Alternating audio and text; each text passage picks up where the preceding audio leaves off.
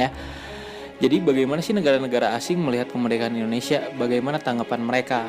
Dan itu terjadi tahun 45 sampai 49 ya teman-teman. Nah, pengakuan secara de facto artinya suatu bentuk pengakuan dari negara terhadap negara lain yang menyatakan bahwa negara tersebut sudah memenuhi syarat-syarat terbentuknya negara seperti wilayah, rakyat, kemudian adanya pemerintahan yang berdaulat. Nah, pada umumnya pengakuan de facto ini itu diberikan kepada pihak yang diakui ya, hanya berdasarkan pada fakta. Jadi makanya dikatakan de facto. Jadi fakta nyatanya ya. Nah, bahwa pihak yang diakui itu telah ada. Pengakuan de facto ini merupakan pengakuan faktual lah ya, sehingga sering diberikan meski negara atau pemerintahan baru itu belum stabil ya. Kemudian perbedaannya dengan pengakuan secara de jure. Nah, ini bentuk pengakuan yang dinyatakan secara resmi ya.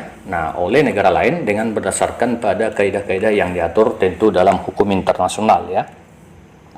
Pengakuan de jure ini inilah bentuk yang tertinggi ya, yang diberikan dengan pertimbangan atau perhitungan bahwa negara atau pemerintah itu secara formal telah memenuhi persyaratan yang ditentukan oleh hukum internasional ya. Nah, yang kita kenal melalui PBB ya, Perserikatan Bangsa-Bangsa. Nah, begitu. kemudian respon mereka dari dunia internasional itu sebenarnya cuma dua, ada yang mendukung dan ada yang menolak. Nah, yang dukung siapa aja? Yang dukung ada Mesir, ada India, ada Australia, ada Palestina, dan ada Vatikan. Nah, menolak saha? Yang menolak itu ada Belanda, hanya satu saja negara Belanda. Nah, siapa aja nih yang mendukung? Kita bahas satu-satu ya. Pendukung pertama ada Mesir. Nah, Mesir ngapain nih dia nih ketika dukung Indonesia? Latar belakang kenapa Mesir mau dukung itu gara-gara satu, persamaan agama, sama-sama Muslim. Kemudian senasib penanggungan gara-gara pernah dijajah. Kemudian juga gara-gara orang Indonesia banyak tuh di Mesir, dia pada kuliah jadi mahasiswa di Universitas Al-Azhar di Kairo. Kemudian bagaimana bentuk dukungannya nih? Bentuk dukungannya pada tanggal 22 Maret 1946 Mesir mengakui secara de facto kemerdekaan Indonesia. Nah, kemudian di bulan Juninya nih, 3 bulan setelahnya ada Agus Salim, poliglot nih, keren nih, duta besar yang bahasanya banyak sekali dia kuasai. Dia ketemu sama Fahmi Nurlifasa dan di sana Mesir mengakui secara de jure untuk mendirikan KBRI. Dan selanjutnya ada Mesir mendorong Liga Arab. Nah, Liga Arab ini nantinya didukung oleh Mesir, oleh Arab, oleh Suriah, dukung Indonesia merdeka. Yang terakhir yang paling keren ini si Mesir memboikot kapal-kapal Belanda di Terusan Suez dan juga Port Said. Itu yang Mesir lakukan. Terakhir adalah si Belanda putus hubungan dengan Mesir. Ya, perangkat kesehatan, menolong korban agresi militer juga. Itu yang dilakukan Mesir, teman-teman, untuk menggagalkan Belanda. Nah, selanjutnya ada negara yang mendukung lagi, ada India. Latar belakangnya gara-gara Indonesia pernah bantuin juga ke India memberikan 500.000 ton beras ketika Inggris sedang mengalami kelaparan atau krisis pangan. Bagaimana bentuk dukungannya India dia mengecam pelaksanaan agresi militer Belanda 1 dan 2. Kemudian juga membawa permasalahan agresi militer Belanda 1 dan 2 ini ke Dewan Keamanan PBB dan pelaksanaan konferensi Inter-Asia atau konferensi New Delhi pada 20 sampai 25 Januari 1949. Nah, konferensi Inter-Asia ini akhirnya membawa masalah ini Indonesia sama Belanda ke PBB lebih jauh. Nah, selanjutnya yang ketiga ada negara yang mendukung adalah Australia. Latar belakangnya Australia mendukung gara-gara wilayahnya dekat ya. Dan yang kedua adalah Australia itu pada saat tahun 1945 dikuasai Partai Buruh. Bentuk dukungannya bagaimana 23 September ada peristiwa namanya Black Armada. Jadi Black Armada itu buruh-buruh di pelabuhan Australia memblokade kapal laut punya Belanda yang mau datang ke Indonesia, seperti itu. Keren banget lah orang-orang Australia pada saat itu. Bahkan di filmin ada filmnya judulnya Indonesia Calling.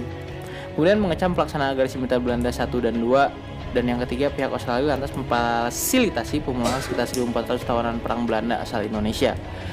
Bentuk dukungan yang terakhir dari Australia ada KTN namanya ya. Indonesia kan pernah kerjasama ngobrol sama Belanda, difasilitasi PBB dan Australia juga. Orang Australia yang bantu kita di KTN ada namanya Richard Kirby. Richard Garfield. Dan yang terakhir, PBB mendesak si Australia mendesak PBB agar segera mengakui kemerdekaan Republik Indonesia. Negara yang mendukung selanjutnya ada negara Palestina. Nah, Palestina ini diwakili oleh Sheikh Muhammad Amin Al-Husaini. Keren loh, ini tanggal 6 September 1944.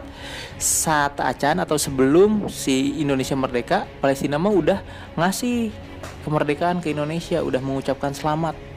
Keren banget lah Palestina. Ya, sampai sekarang walaupun Palestina belum merdeka, ya kita harusnya dukung terus lah agar Palestina bisa merdeka. Seperti itu dari Palestina. Selanjutnya ada yang kelima nih nanti nih. Yang kelima itu ada negara namanya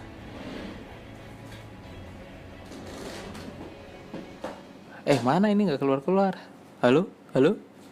Nah, yang kelima ada namanya negara Vatikan. Ini teh bendera Vatikan ya. Vatikan itu negara kota yang dipimpin oleh Paus Katolik.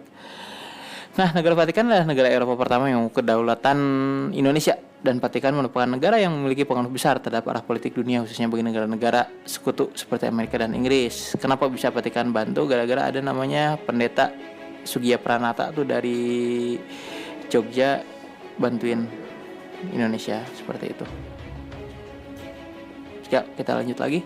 Setelah Palestina dan Vatikan, ini cuma satu nih kita bahas negara yang menolak. Siapa nih yang menolak nih dari negara yang seluruh dunia ini? Deong. Nah, ini bendera Belanda ya, si merah putih biru. Si Belanda itu nolak gara-gara apa? Gara-gara kan Jepang tuh kalah sekutu, si Belanda tuh masuk ke sekutu. Nah, dia ngerasa berhak lagi untuk jajah Indonesia. Indonesia lu tuh jajah gue lagi lah. Karena si Belanda kan butuh duit juga ya, makanya jajah Indonesia lagi, pengen dia. Hal-hal apa saja yang dilakukan oleh Belanda? Yang pertama dia membentuk NICA. NICA itu apa? Netherlands Indies Civil Administration. Kemudian yang kedua, dia membentuk negara boneka untuk adu domba nih antara Indonesia dengan orang Indonesia lagi. Kemudian dia membebaskan perinterniran. Interniran ini adalah tahanan-tahanannya orang-orang Belanda yang ditahan oleh Jepang. Kemudian dibebaskan, dikasih senjata. Nah, dikasih senjata akhirnya banyak perang deh sama Indonesia.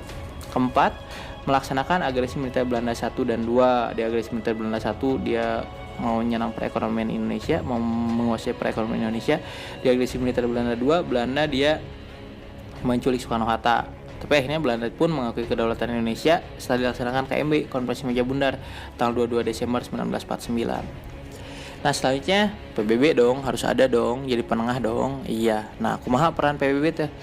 Peran PBB di dalam permasalahan Indonesia sama Belanda antara lain adalah yang pertama, si PBB membuat resolusi untuk gencatan senjata. Gencatan senjata tuh penghentian tembak menembak ya artinya ya. Nah, kemudian setelah ada gencatan senjata dihentikan membuat resolusi untuk gencatan senjata dilakukan PBB. PBB pun melakukan sebagai penengah dia permasalahan Indonesia dan Belanda. Dan penengahnya tuh nanti dia bikin KTN, dia bikin UNCI. Nah, KTN itu artinya apa? KTN tuh Komisi 3 negara, ada Australia, ada Belgia, dan ada Amerika. Kemudian UNCI, United Nations Commission for Indonesia, pasca agresi militer Belanda yang kedua. Ya. Nah, di UNCI mah langsung mau memberikan kemerdekaan. Selanjutnya PBB dan di Indonesia mengutus LN Palar menjadi wakil tetap RI. Jadi LN Palar itu wakil Indonesia ya, dan Palar berperan besar untuk memperjuangkan agar Indonesia mendapat pengakuan internasional. Ia pun berhasil mengantar Indonesia menjadi anggota PBB pada tanggal 28 September 1950. Ya, terima kasih Lambertus Nicodemus Palar. Gara-gara dia kita jadi masuk ke PBB, dan setelah masuk PBB berarti sah, kita tidak boleh lagi dijajah sama negara lain. Dan Indonesia diakui kemerdekaannya oleh seluruh dunia internasional. Seperti itu. Jadi gara-gara PBB juga perannya sangat besar kepada Indonesia. Oke, mungkin sekian saja teman-teman ya untuk hari ini. Semoga bermanfaat. Hatur nuhun.